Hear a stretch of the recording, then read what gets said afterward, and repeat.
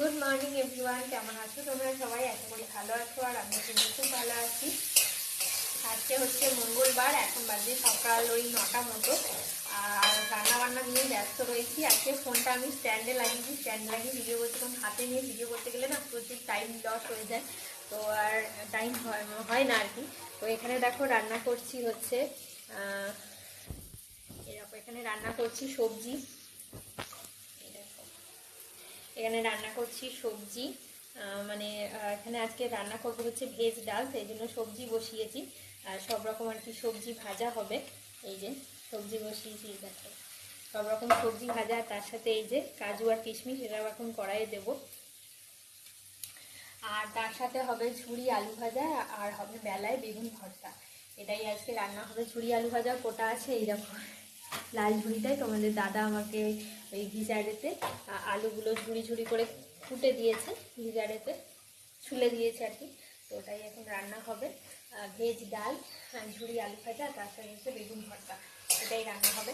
আজকে মঙ্গলবার, আমরা নিরামিষ খাই না, কিন্তু একটু অন্যরকম করলাম। প্রায় দিনই তো ডিম মাছ মাংস খাওয়া হচ্ছে, আবার সামনে বিয়েবাড়ি, এটাই আর কি। তখন আবার খাওয়া হবে, বেড়াতে যাবো, সেখানে হয়তো টুকটাক ভালো মন্দ খাওয়া হবে। ওই জন্য এখন সবটা পাই। ও বাড়ি থেকে ফোন করেছিল, গ্রামের বাড়ি থেকে মাছ দেবে, এবার মাছ আনবে, বেলা হবে, রান্না করতে থাক, কালকে করবো। তো এটাই রান্না করছি। আর হ্যাঁ, কালকে আমি সারাদিন ভিডিও দিতে পারিনি, যেহেতু এই যে বলছি বেড়াতে যাবো, সামনে বিয়েবাড়ি, অনেক কটা শাড়ি বার করেছিলাম, শাড়িগুলো আয়রন করতে দেওয়ার ছিল, তো সেগুলোর আমি ভিডিও ক্লিপ নিতেই পারিনি। সন্ধ্যেবেলাও বাজারে বেরিয়েছিলাম।